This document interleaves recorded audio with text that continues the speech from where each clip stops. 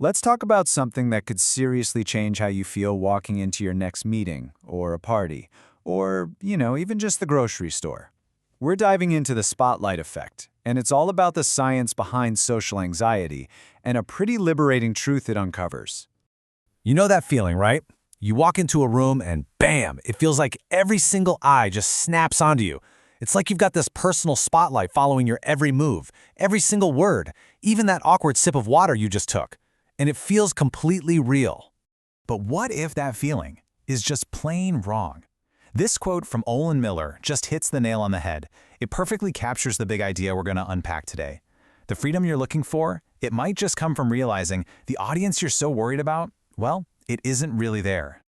Okay, so let's really pull this apart.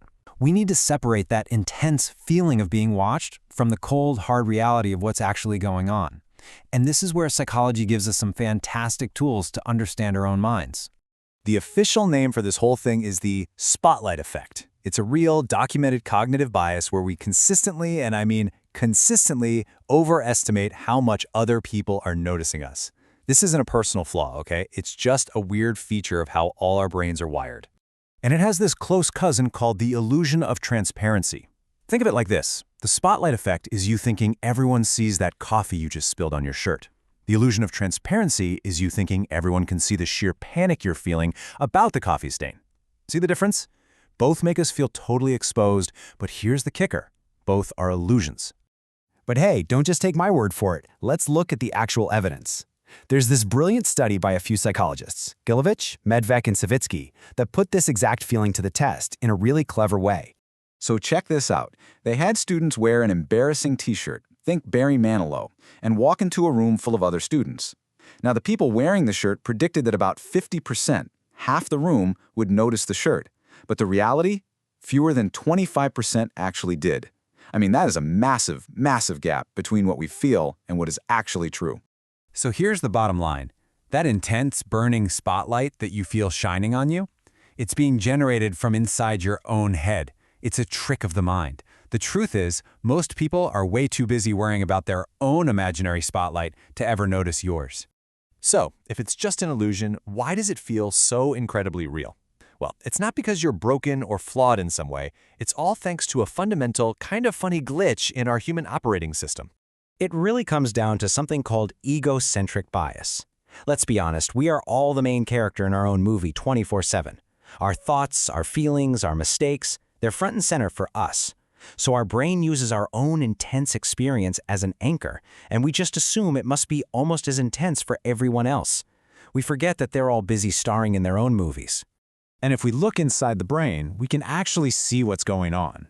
When you feel that social anxiety, a specific circuit gets way too active. You've got your me center, the part that processes everything about yourself. You've got the daydreaming network, which gets stuck thinking about it over and over. And then you have the amygdala, your brain's threat alarm, which just starts screaming.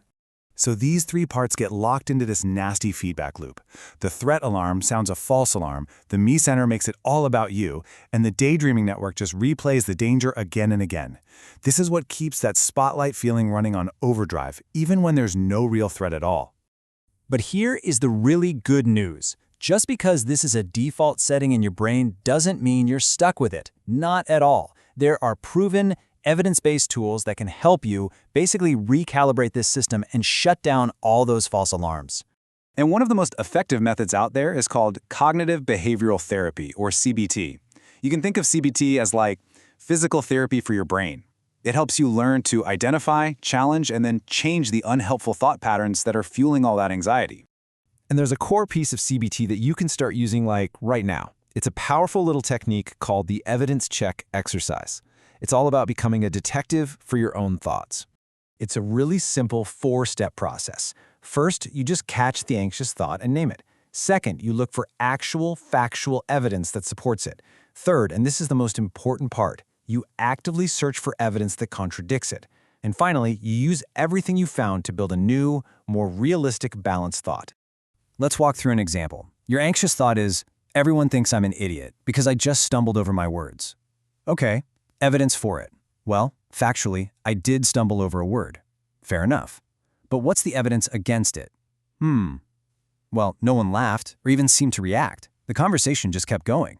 And actually, Jane smiled at me a minute later. So, the new balanced thought isn't "I was perfect." It's "I stumbled over a word, but honestly, it's really unlikely anyone even noticed or cared." People do it all the time. And that right there is the real goal.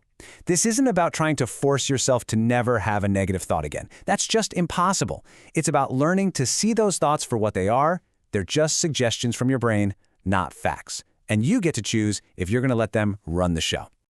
So, by understanding this illusion and practicing these techniques, you can start to step out of that imaginary spotlight for good. You can begin to live with this quiet confidence that comes from knowing the truth. Most people are simply not paying that much attention. So the only question left is, with that newfound freedom, what are you going to do?